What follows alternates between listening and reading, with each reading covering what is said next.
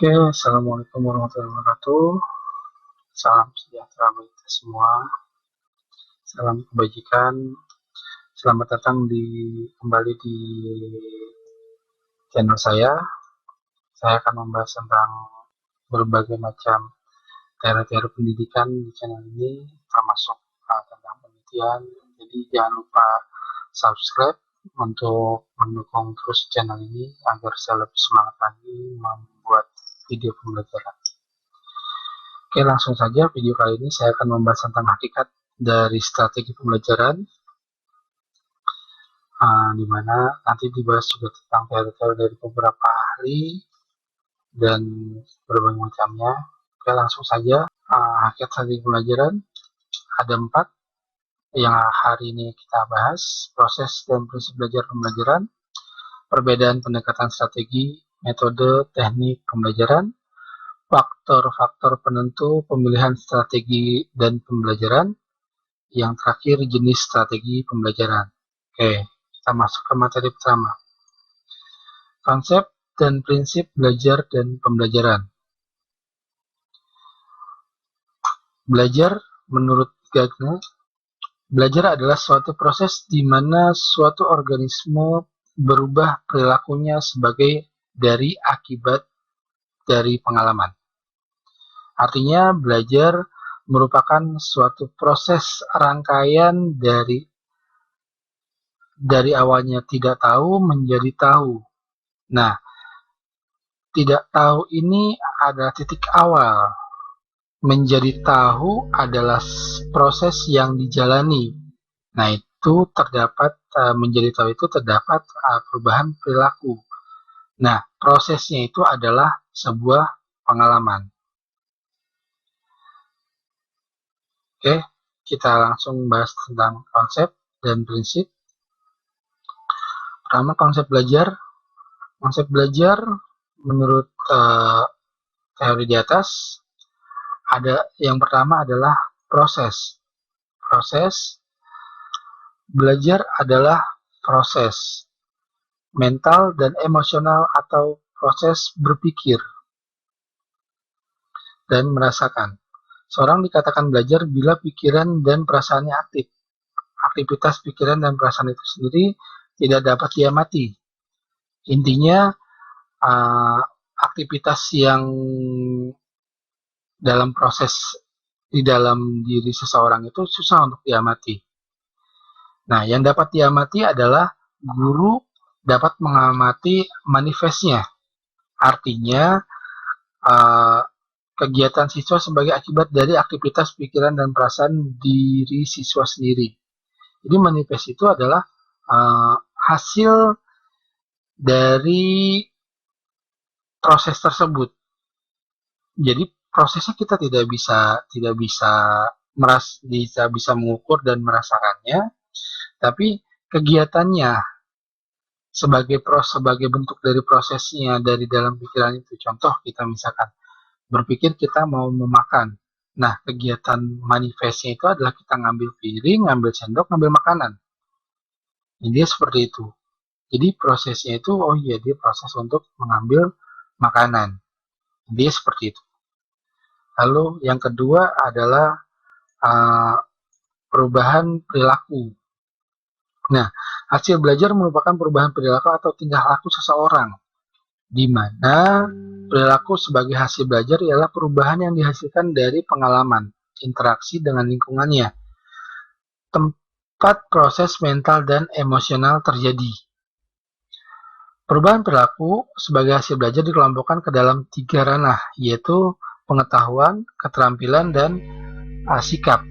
Atau di dunia pendidikan biasa digolongkan ke dalam pertama kognitif, afektif, dan psikomotor.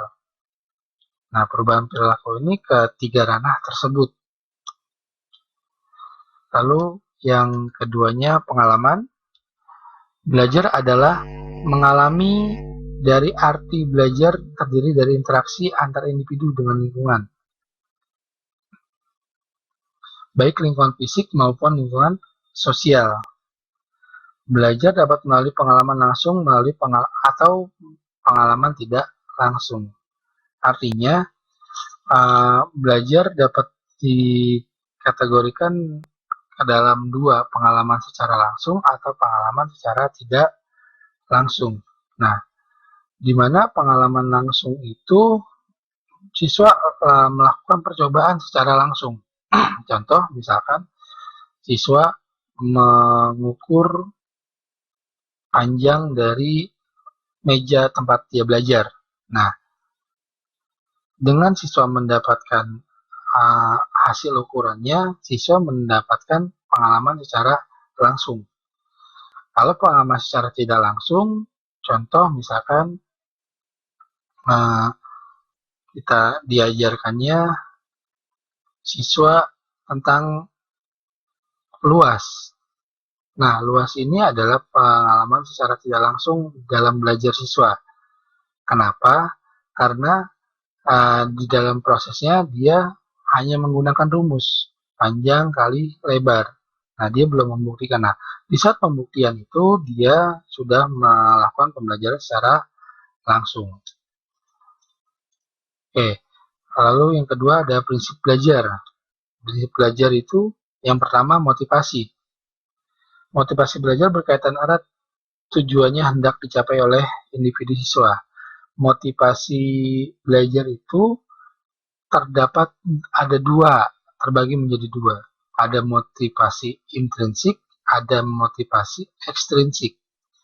Motivasi intrinsik itu motivasi yang berasal dari dalam diri siswa. Nah, sedangkan motivasi ekstrinsik itu adalah motivasi yang berasal dari luar diri siswa. Nah, motivasi intrinsik itu seperti halnya dia ingin bertambah pintar, dia ingin memperoleh pengetahuan yang lebih, dia ingin menjadi ranking 1. Nah, itu adalah motivasi intrinsik.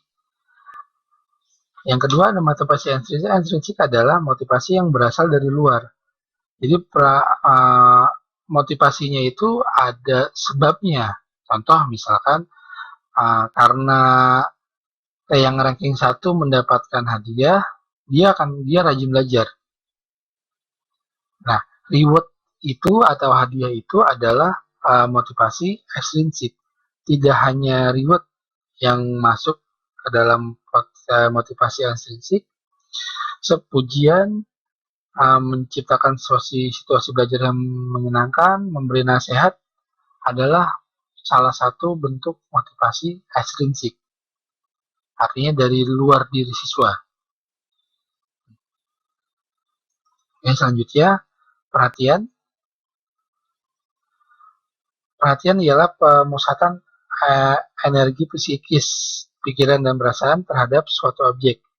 Makin terpusat perhatian pada pembelajaran, proses belajar makin baik. Artinya dia harus fokus. Nah, perhatian ini bagi prinsip belajar yang kedua ini, perhatian ini bagaimana cara kita sebagai pendidik, sebagai guru memusatkan perhatiannya ke dalam proses belajar.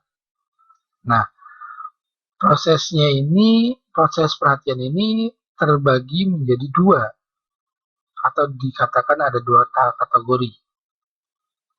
Yang pertama, orang merasa bahwa objek tersebut mempunyai kaitan erat dengan dirinya. Yang kedua, objek itu sendiri dipandang memiliki suatu yang lain dari yang lain. Nah, artinya objek pertama ini kenapa dia perhatiannya fokus? Karena dia merasa, oh iya, objek yang dia pelajari ini berkaitan dengan dirinya. Contoh misalkan, dia dari kampung merasakan yang namanya urbanisasi. Jadi perpindahan penduduk dari desa ke kota. Nah, karena dia merasakan hal itu, dia menjadi perhatiannya menjadi lebih, gitu. Dia seperti itu.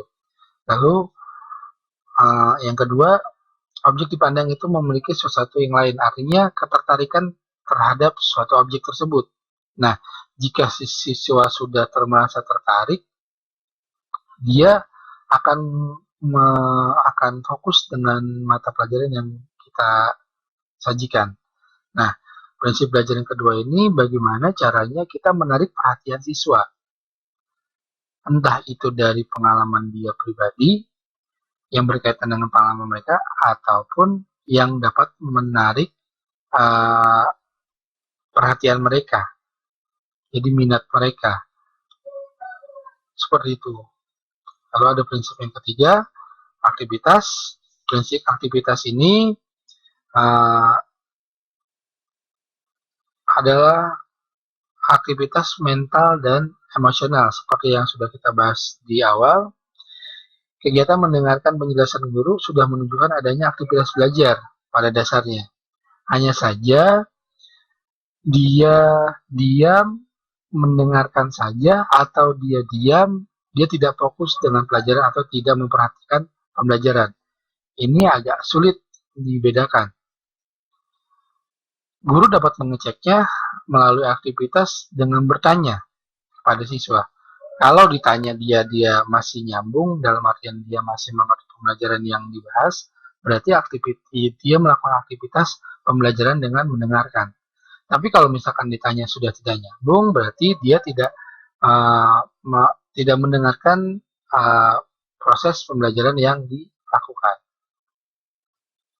Ya, kita lanjut ke prinsip yang keempat, prinsip balikan. Siswa perlu dengan mendengarkan dan mengetahui segera apa yang sudah dan apa yang telah didapatkan. Kemudian siswa juga perlu memperoleh informasi dia melakukan proses tersebut sudah benar atau salah. Nah, fungsi balikan ini untuk mengukur dalam pembelajaran si siswa sudah melaksanakan secara benar atau tidak. Nah, kalau sudah merasakan prosesnya sudah benar dan dia sudah mengerjakan dengan benar, siswa bisa melanjutkan ke tahap berikutnya. Artinya, dan kalau memang ada yang salah, berarti siswa harus melakukan lagi. Nah, si siswa sendiri berarti yang akan tahu dia sudah benar. Si guru harus menentukan dia sudah benar atau belum, agar si siswa tahu dan segera memperbaiki kalau misalkan terjadi kesalahan. Ini fungsi dari balikan. Yang terakhir ada perbedaan individu. Belajar tidak dapat diwakilkan. Setiap individu proses belajarnya akan berbeda-beda. Belajar dalam arti proses mental dan emosional terjadi secara individual. Artinya, setiap siswa mempunyai tipe belajar yang berbeda-beda. Nah, dari tipe belajar tersebut, kita harus mengerti dari sekian banyak siswa kita, dia memiliki tipe belajar apa? Apa tipe belajar visual, tipe belajar kinestetik, atau tipe belajar expository. Intinya seperti itu. Jadi, tipe belajar apa yang mereka miliki dalam pembelajaran, kita harus mengerti. Nah, untuk lebih jelasnya perbedaan individu ini, tipe belajar ini kita harus mengelompokkan beberapa siswa. Jadi kita harus tahu nih tipe-tipe belajar siswa kita. Jadi tipe belajar mereka yang satu kelompok, yang satu tipe belajar bisa kita kelompokkan menjadi satu. Agar proses pembelajaran yang kita lakukan nanti bisa bermanfaat dan bisa cepat tercapai. Kalau dikelompokkan tidak menjadi satu, dikhawatirkan nanti akan ada terjadi kegaduhan, atau dari masing-masing tipe belajar ini disisipkan, misalkan tipe belajar visual, misalkan satu kelompok 6, tipe belajar visual 2, tipe belajar yang lainnya 2-2. Nah, dari 2-2 itu mereka diskusi, nanti mereka akan menemukan sesuatu dan akan lebih cepat. seperti itu. Oke, kita lanjut ke materi berikutnya. Perbedaan pendekatan, strategi, metode, dan teknik pembelajaran. Pendekatan pembelajaran. Pendekatan adalah cara umum dalam memandang permasalahan atau objek. Jadi pendekatan itu kita masih memandangnya secara umum untuk melakukan proses pembelajaran. Keeler mengukuhkan ada dua pendekatan utama untuk guru di dalam pembelajaran. Pendekatan yang pertama adalah student center, pendekatan yang kedua adalah teacher center. Nah, pendekatan pembelajaran ini hanya terdapat dua. Jadi, mau pembelajarannya berpusat pada guru atau mau pembelajarannya berpusat pada siswa. Ini seperti itu. Jadi, tinggal dipilih. Pendekatannya berpusat pada guru atau berpusat pada siswa. Karena dalam pendekatan pembelajaran ini nanti akan hal yang mana yang akan lebih dominan, si guru yang dominan atau si siswa yang dominan. Kalau si guru yang dominan berarti pendekatan pembelajarannya teacher center atau berpusat pada guru. Oke, yang kedua, strategi pembelajaran. Menurut Johnny tahun 1992, strategi adalah ilmu atau kiat di dalam memanfaatkan segala sumber yang telah ditetapkan. Nah, jadi menurut John ini strategi pembelajaran adalah ilmu atau kiat yang memanfaatkan segala sumber yang telah ditetapkan. Jadi kita sebelum melakukan pembelajaran sudah menetapkan dulu nih sumber belajarnya, alat pembelajarannya. Nah, itu menggunakan strategi. Jadi bagaimana menyampaikannya, bagaimana ininya, nah itu strategi kita yang kita lakukan. Ini seperti itu. Lalu kita lanjut kedua ke metode pembelajaran. Cara yang digunakan guru dalam membelajarkan siswa. Metode ini adalah cara yang dilakukan guru untuk membelajarkan siswa. Ada banyak metode. Beberapa bentuk metode mengajar yang kita kenal adalah ceramah, ada metode diskusi, ada tanya jawab, ada simulasi, ada pemberian tugas, ada kerja kelompok, ada demonstrasi, ada eksperimen, pemecahan masalah, inquiry, dan lain sebagainya. Nah, metode-metode ini yang bisa kita gunakan. Nah, metode pun kita bisa menggunakan dalam pembelajaran itu bisa 1 atau 2, bahkan bisa 3 dan sampai 4 metode pembelajaran. Contoh misalkan pembukaan pembelajaran kita menggunakan metode ceramah. Setelah metode ceramah kita beri soal lalu masuk ke metode diskusi. Setelah metode diskusi selesai, mereka diskusi bersama kelompoknya, mereka memberi kesimpulan di depan, lalu melakukan tanya jawab. Nah, itu sudah 3 metode yang kita gunakan dalam satu pembelajaran. Ini seperti itu. Lalu selanjutnya ke teknik pembelajaran. Teknik pembelajaran mengacu pada ragam khas penerapan suatu metode sesuai dengan latar penerapan tertentu, seperti kemampuan, kebiasaan guru, ketersediaan alat, dan kesiapan siswa dan sebagainya. Nah, teknik pembelajaran ini adalah wujud konkret dan nyata dari metode, strategi, dan pendekatan pembelajaran. Jadi teknik ini adalah inti dari sudah mengerucut dari pendekatan, strategi, metode, nah mengerucut di teknik. Nanti ada satu titik lagi yang namanya taktik. Nah, teknik ini adalah wujud konkretnya, taktik ini adalah hal yang dilakukan di lapangan. Jadi pada saat melakukan pembelajaran, taktik-taktik tertentu bisa dilakukan oleh guru. Jadi pembelajaran dilakukan, perubahan bisa dilakukan secara langsung karena taktik ini milik pribadi masing-masing. dan taktik ini juga bisa dijalankan secara individual. Nah, kalau teknik masih secara umum, kalau taktik ini sudah berada di dalam diri kita. Artinya kita melakukannya secara tidak langsung. Nah, dapat digambarkan seperti ini. Ada pendekatan, model, strategi, metode, teknik, dan taktik. Pendekatan berpusat pada siswa dan berpusat pada guru. Strategi pembelajaran ada langsung, tidak langsung, interaktif, eksperimen, dan mandiri. Metode pembelajaran, pemecahan masalah, simulasi, faktor, ceramah, studi kasus, inquiry, diskusi, dan debat. Teknik pembelajaran yang digunakan menggunakan teknik apa, lalu taktiknya menggunakan bagaimana. Dia seperti itu. Oke, kita lanjut ke faktor penentu pemilihan strategi dan pembelajaran. Tujuan pembelajaran, salah satu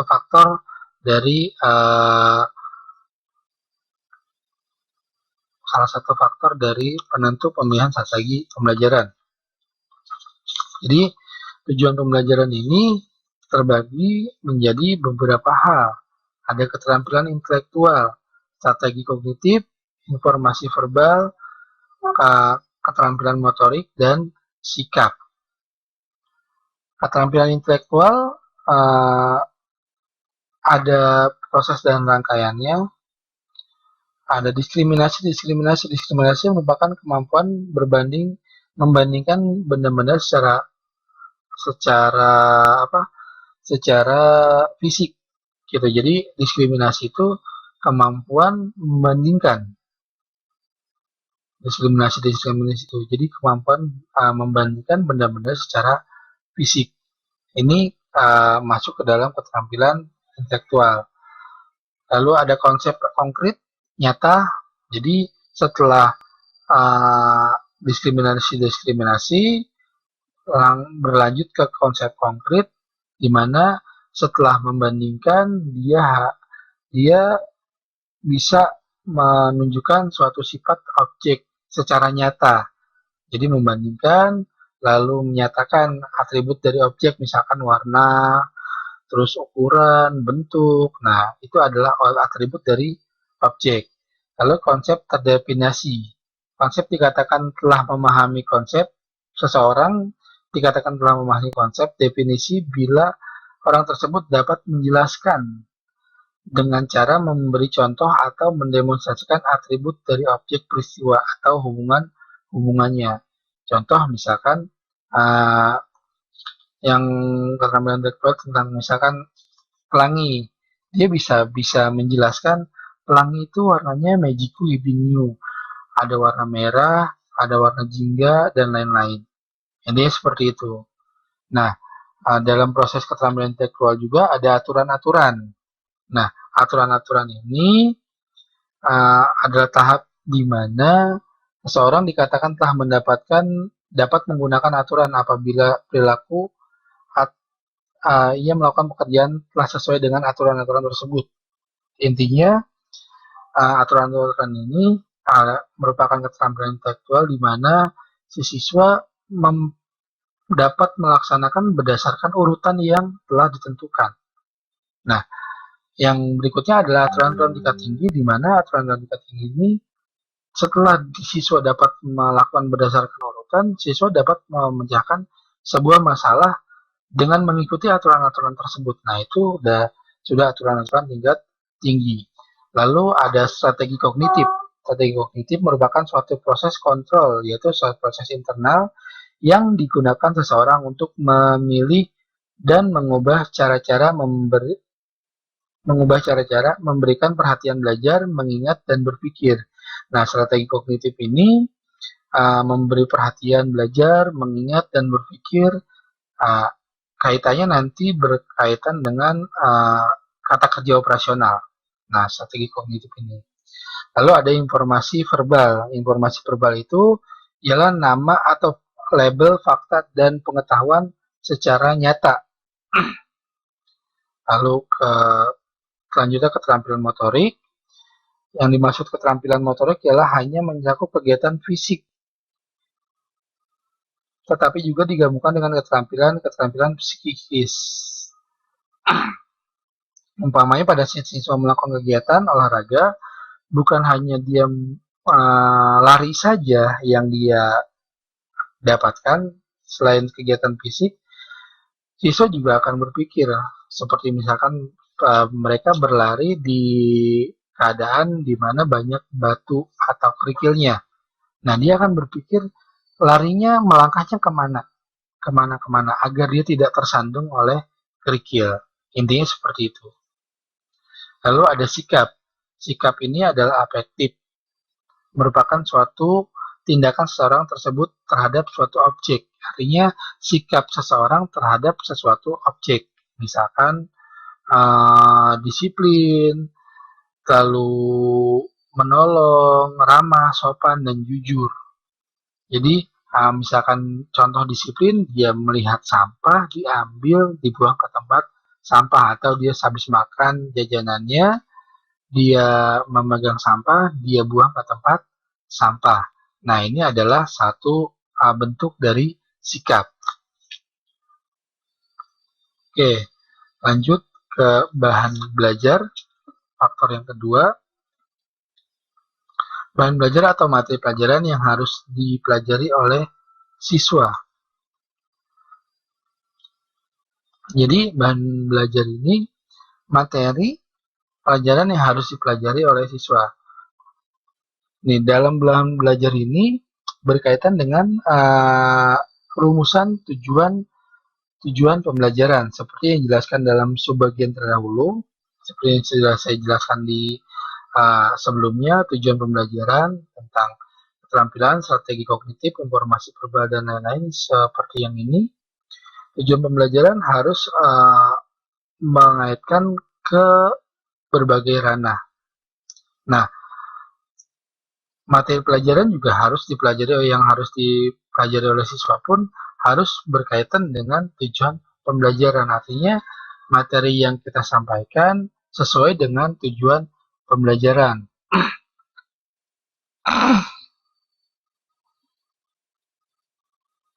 Nah, bahan belajar pun kita harus sesuaikan dengan kemampuan siswa. Bahan belajar ya harus kita sesuaikan dengan kemampuan siswa, itu tujuannya agar si siswa tidak terlalu kesulitan untuk mencerna dari materi pembelajaran yang kita ajarkan, dan sesuai dengan tujuan pembelajaran yang sudah kita rumuskan di awal. Jadi seperti itu. Ya, kita lanjut ke faktor berikutnya adalah siswa. Yang paling penting dalam proses pembelajaran adalah siswa mengingat tujuan yang harus dicapai dalam sebuah pembelajaran. Siswa sebagai pribadi tersendiri memiliki perbedaan-perbedaan. Artinya, kita harus memiliki pengertian kepada siswa bahwa siswa kita ini berbeda-beda, tidak sama antara yang satu dan yang lain. Nah, perbedaan-perbedaan itu juga harus kita mengerti, seperti halnya yang tadi, gaya belajar siswa, ada yang menggunakan auditori, ada yang ekspositori, dan lain-lain. Nah, perbedaan-perbedaan itu pun kita juga harus mempertimbangkan beberapa hal. Ada jumlah siswa. Jumlah siswa akan mempengaruhi pula terhadap penggunaan strategi pembelajaran. Artinya, strategi apa yang akan kita gunakan itu bergantung pada jumlah siswa. Semakin jumlah siswanya banyak, strategi pembelajaran yang kita gunakan pun akan lebih kompleks dan akan lebih lengkap. Jadi seperti itu. Lalu ada guru. Guru memiliki kelebihan dan keterbatasan. Hal tersebut yang harus kita pahami dulu. Jadi ada satu materi yang dapat dijelaskan oleh guru kepada semua siswa itu menarik dengan menggunakan strategi dan metode yang sama. Ada juga materi yang sama, metode dan strategi yang sama, tapi di depan siswa itu tidak menarik. Nah, itu keterbatasan dari si guru. Artinya guru harus melatih dirinya agar memiliki kemampuan yang lebih baik. Dan hal tersebut juga berkaitan dengan situasi dan kondisi juga akan berbeda. Karena si siswanya juga berbeda, walaupun strateginya sama dan materinya sama. Nah, faktor-faktor ini harus diperhatikan, karena apabila tidak diperhatikan, nanti endingnya hasil belajar siswa akan tidak tercapai. Nah, faktor selanjutnya adalah sarana, alat, dan sumber waktu dan ruang. Sarana, alat, dan sumber waktu dan ruang menjadi pertimbangan dalam pemilihan strategi pembelajaran. Artinya, alat yang digunakan menjadi pertimbangan kita dalam memilih dan menggunakan strategi pembelajaran yang berimbas kepada penggunaan waktu dan ruangan. Di samping ketersediaan sarana, waktu yang tersedia juga harus menjadi pertimbangan guru. Artinya, dalam menjelaskan materi, kita menggunakan waktu berapa menit, itu adalah suatu pertimbangan kita. Jangan sampai menjelaskan materi lebih dari waktunya atau kurang dari waktunya. Ini berkaitan dengan metode dan strategi pembelajaran. Karena metode yang kita gunakan pun akan mempengaruhi cepat atau lambatnya pembelajaran. Oke, kita ke faktor-faktor penentu sudah. Terakhir, jenis strategi pembelajaran. Nah, berdasarkan jenis strategi pembelajaran itu ada, pertama berdasarkan proses. Berdasarkan prosesnya ada terbagi menjadi dua. Yang pertama, strategi pembelajaran deduktif. Artinya, pembelajaran yang dimulai dari umum ke hal khusus. Contohnya, misalkan perubahan wujud benda. Umumnya itu kita mulai dari gas, perubahan wujud benda, berarti bendanya dulu. Jadi bendanya, nanti benda perubahan wujud benda itu terbagi tiga, ada padat, cair, dan gas. Jadi umumnya itu kita menjelaskan perubahan wujud bendanya dulu. Benda itu apa? Benda yang dapat berubah itu apa? Terus benda yang tidak dapat berubah itu apa? Lalu ke umumnya, perubahannya bisa menjadi cair, bisa menjadi gas, bisa menjadi padat. Intinya seperti itu. Contoh misalkan kita menjelaskan tentang batu es, air, dan pengembunan air. Jadi misalkan perubahan wujudnya dari air, kalau dimasukkan ke dalam kulkas menjadi padat, kalau dimasak airnya menjadi menguap menjadi gas. Nah, jadi perubahan wujudnya benda itu kita jelasinnya dari pengertian bendanya dulu dan lain-lain. Lalu yang keduanya ada strategi pembelajaran induktif. Artinya mulai dari khusus ke umum. Nah, kalau yang tadi perubahan wujud benda itu kita jelaskan dari perubahan wujud bendanya dulu. Nah, kalau menggunakan strategi pembelajaran induktif, kita dari atribut-atributnya dulu. Artinya dari gas itu apa, cair itu apa, padat itu apa, lalu mengerucut menjadi satu. Ketiga hal itu menjadi wujud benda. Intinya seperti itu. Ini strategi pembelajaran induktif strategi pembelajaran induktif.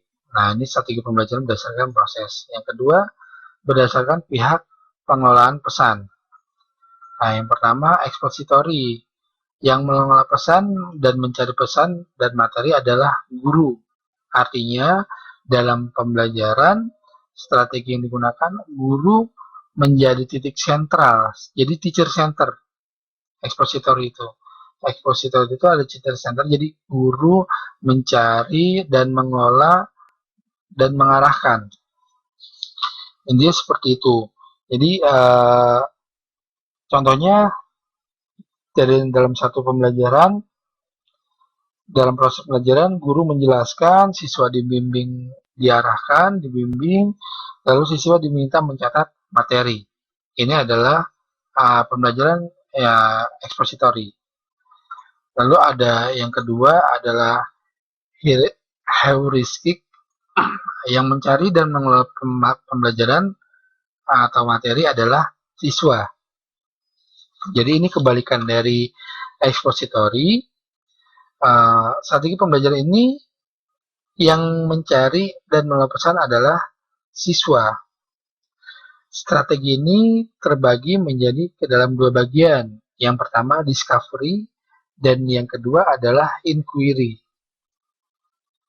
Strategi discovery, siswa melakukan kegiatan dengan pedoman dan langkah-langkah yang sudah ditetapkan oleh guru. Nah, kalau strategi yang kedua adalah siswa pure benar-benar mencari dari awal sampai akhir secara mandiri, artinya inquiry sendiri. Jadi dia memperoleh menemukan sendiri pengetahuan tanpa ada pedoman dari guru. Jadi kalau discovery itu menggunakan pedoman, kalau inquiry itu siswa dibebaskan tanpa adanya pedoman. Jadi siswa hanya diberi secara garis besar. Misalkan kalau proses mengamati itu adalah discovery, karena kita yang menentukan. Nah, kalau misalkan siswa mencari contoh, misalkan perbedaan antara tumbuhan berkambium dan tidak berkambium. Siswa diberi pertanyaan itu dan cari perbedaannya. Mereka keluar kelas, mereka mencari sendiri. Nah, itu adalah inquiry. Jadi mereka tidak diberi panduan mengamati, amati ini dulu, pohon ini, enggak. Mereka cari sendiri. Nanti mereka akan tahu, oh iya perbedaannya ini, yang berkambium dan tidak berkambium. Intinya seperti itu. Itu hanya contoh saja. Lalu yang kedua, berdasarkan pengaturan guru. Strategi pembelajaran seorang guru dan bergu. Nah, strategi pembelajaran seorang guru ini strategi yang sering kita gunakan, artinya seorang guru mengajar seluruh siswa. Nah, kalau strategi pembelajaran bergu artinya dalam satu kelas ada lebih dari satu guru, di mana satu guru menjadi guru utama, satu guru lainnya menjadi seorang guru pendamping. Nah, strategi pembelajaran bergu ini digunakan biasanya di sekolah-sekolah inklusi, artinya ada guru utama, ada guru pendamping. Nah, guru pendamping ini biasanya dikhususkan untuk sekolah anak-anak yang berkebutuhan khusus. Nah, selanjutnya berdasarkan jumlah siswa. Strategi pembelajaran klasik ada 3. Pembelajaran klasik, pembelajaran kelompok kecil, dan individu. Nah, strategi pembelajaran klasik itu pembelajaran sama seperti yang di atas, strategi pembelajaran seorang guru artinya siswa belajar secara bersama-sama dalam satu ruangan dengan satu orang guru yang mengajar. Kalau strategi berdasarkan jumlah siswa yang kelompok kecil, siswa dibagi berdasarkan kelompok-kelompok kecil. Nanti mereka belajar bersama kelompoknya masing-masing. Nah, kalau strategi pembelajaran individu, ada strategi pembelajaran yang seperti ini, seperti saat sekarang ini kita lakukan. Ini adalah pembelajaran individu, artinya materi yang saya berikan sama, tapi pengertian dan penerimaan setiap orang yang mendengar video ini akan berbeda-beda. Nah, itu adalah strategi pembelajaran individu. Strategi pembelajaran individu pun bisa dilakukan dengan cara modular, artinya menggunakan modul. Jadi si siswa seperti di kursus diberikan modul, ini modulnya, mereka suruh baca, mereka suruh mempelajari. Nah, dari mereka mempelajari modul-modul itu akan berbeda-beda hasilnya. Ini seperti itu. Jadi pembelajaran individu itu adalah pembelajaran yang dilakukan secara individu dan masing-masing yang dilakukan. Jadi cepat dan lambatnya itu tergantung dan berada di kemampuan diri siswa. Ini seperti itu. Lalu berdasarkan interaksi guru dan siswa. Nah, strategi pembelajaran ini terdiri dari dua, ada strategi pembelajaran tatap muka, ada strategi pembelajaran menggunakan media. Nah, strategi pembelajaran tatap muka ini adalah strategi pembelajaran yang dilakukan secara langsung, seperti halnya yang ada di dalam kelas. Ada guru dan siswa, atau di dalam perkuliahan ada dosen dan mahasiswa. Dosen menjelaskan, mahasiswa mendengarkan, dan melakukan tanggung jawab. Nah, itu adalah strategi tatap muka. Yang kedua adalah strategi pembelajaran menggunakan media. Nah, strategi pembelajaran ini seperti halnya yang saya lakukan ini adalah strategi pembelajaran menggunakan media. Artinya, media video ini sebagai media pembelajaran yang dimana saya tidak bertatapan langsung dengan kalian untuk mengerti pembelajaran ini, tapi kalian bisa menyaksikan dan mempelajari materi ini dengan media yang saya buat dalam video ini. Intinya seperti itu. Oke, sampai di sini kurang lebihnya mohon maaf. Apabila ada pertanyaan dan ada yang kurang jelas, silahkan komentar di bawah video ini. Itulah beberapa jenis strategi pembelajaran serta penggunaan. Penggunaannya mudah-mudahan dapat meningkatkan kualitas pendidikan siswa-siswa Anda di sana. Amin ya rabbal alamin. Kurang lebihnya mohon maaf.